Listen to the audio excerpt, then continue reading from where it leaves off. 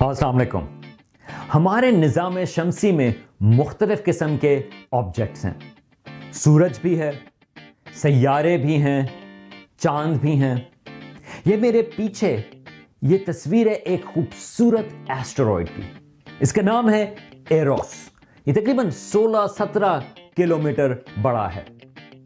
अब इसकी अगर आप शक्ल देखें तो ये एक पत्थर की शक्ल का है। लेकिन एक मिनट, ये तो गोल नहीं, मगर हमारा सूरज, सैयारे जैसे कि हमारी अपनी जमीन, वो तो गोल हैं। इसकी क्या वजह है?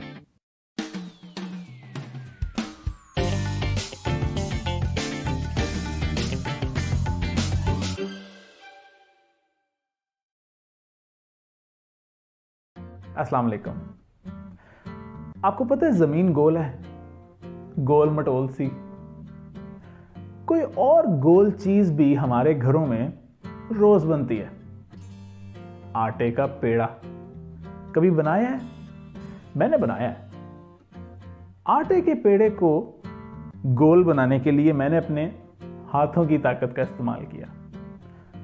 जमीन भी गोल होती है, तो जमीन को गोल बनाने के लिए किसके हाथों का?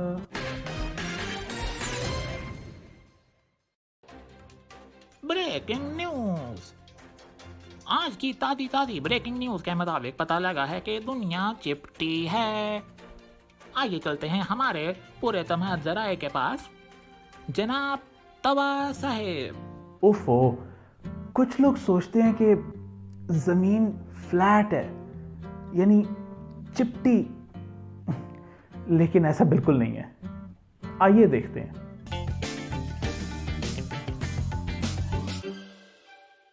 जमीन को जिस ताकत यानी फोर्स ने गोल किया उसको कहते हैं ग्रेविटी। ग्रेविटी हर वक्त चल रही होती है, ये कभी नहीं सोती और कभी नहीं थकती। ग्रेविटी हर चीज को अपनी ही तरफ खींचती रहती है। मिसाल के तौर पे एक डब्बे को वो खींच के एक गेंद की तरह गोल बना सकती है, लेकिन हर डब्बा एक गेंद की तरह क्यों नहीं नजर आता? बिल्कुल ऐसे जैसे आप और मैं, एक ऊंची इमारत, एक पहाड़ और एक एस्टेरॉयड, ये सब गोल क्यों नहीं है और जमीन गोल क्यों है? तो पता यह चला, साइंसदानों ने जब तहकीक की तो उन्होंने जाना कि जिस भी चीज का मास यानी मादा ज्यादा होता है, ग्रेविटी भी उतनी ही ज्यादा हो जाती है, और जब मास यानी मादा कम हो जाता है तो ग्रेविटी भी कम हो जाती है। इस वजह से आप, मैं, इमारत, पहाड़ और एस्टेरॉइड्स गोल नहीं हैं, क्योंकि हमारे में उतना मैस यानी मादा नहीं है।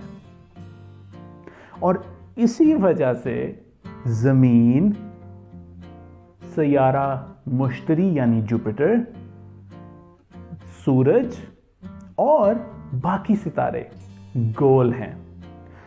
तो ग्रेविटी की वजह से जब कोई चीज अपने आप को गोल बना लेती है तो हम कहते हैं कि उस चीज के अंदर है हाइड्रोस्टैटिक इक्विलिब्रियम।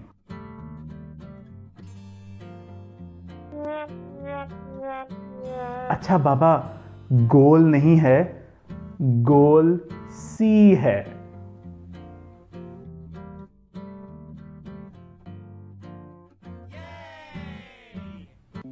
ये कभी सुबह के वक्त सूरज ऊपर आ जाता है, शाम के वक्त सूरज नीचे चला जाता है, और रात के वक्त सूरज कहां जाता है? साइंसदानों को पता लगा कि सूरज कहीं नहीं जाता जनाब। आप और मैं और आपकी स्क्रीन और आपके इर्द गिर्द जितना कुछ है, हम सब ही घूमी जा रहे हैं। तो ना सिर्फ जमीन गोल है, बल्कि एक लट्टू की तरह गोल गोल घूमती रहती है। सोचिए कि आप एक मोती में से धागा पिरो रहे हैं। इसी तरह जमीन के ऊपर वाले हिस्से, जिसको नॉर्थ पोल कहा जाता है, वहां से लेकर जमीन के निचले हिस्से, जिसको साउथ पोल कहा जाता है, एक लकीर गुजरती है। ये असल लकीर नहीं है, ये एक तस्वराती लकीर है। इसको कहते हैं एक्सिस। और जमीन अपने एक्सिस के गिर्द गोल गोल घूमती है, बिल्कुल एक लट्टू की तरह।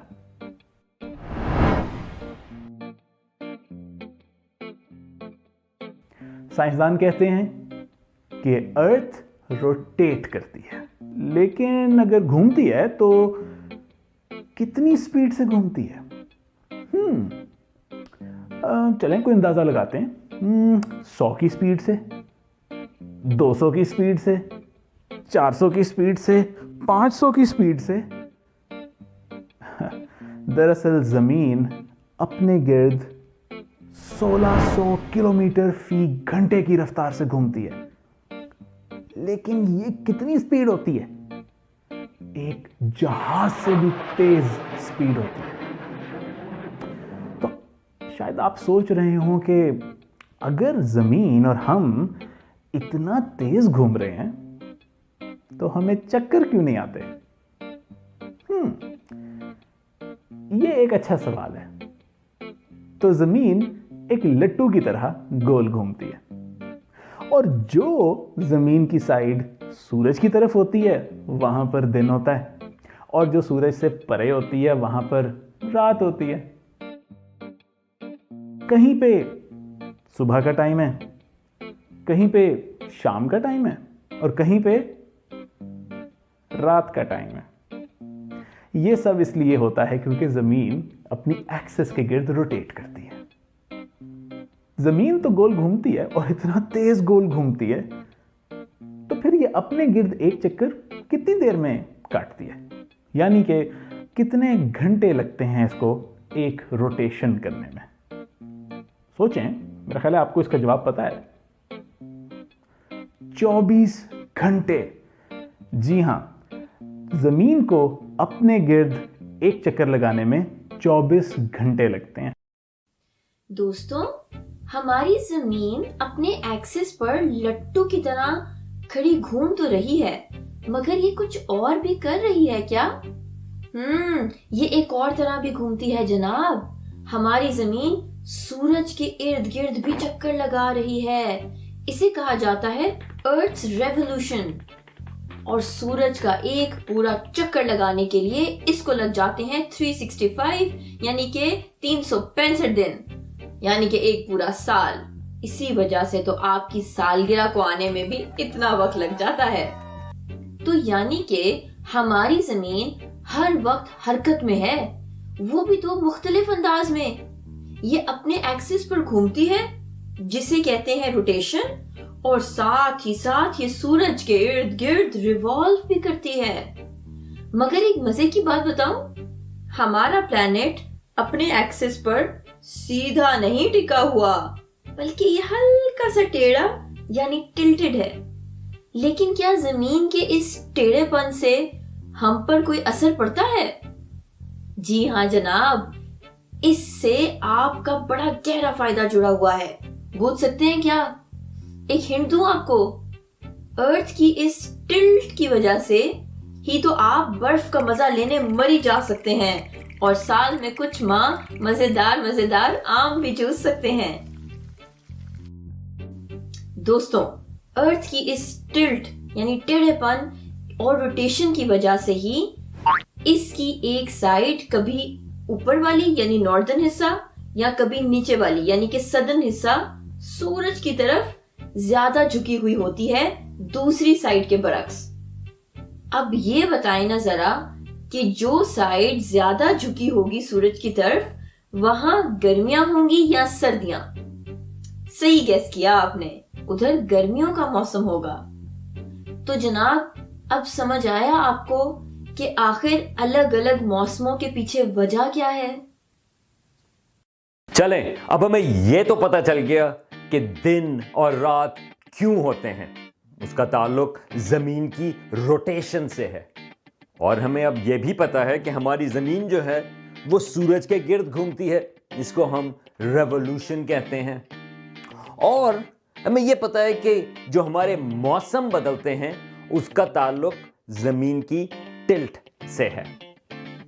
और हमें यह भी पता है कि सैयारे और सितारे, क्योंकि उनका मास या मादा ज्यादा है, उसकी वजह से उनकी ग्रेविटी ज्यादा है, इसकी वजह से वो गोल होते हैं और ज्यादातर एस्टेरॉइड्स जो हैं वो गोल नहीं।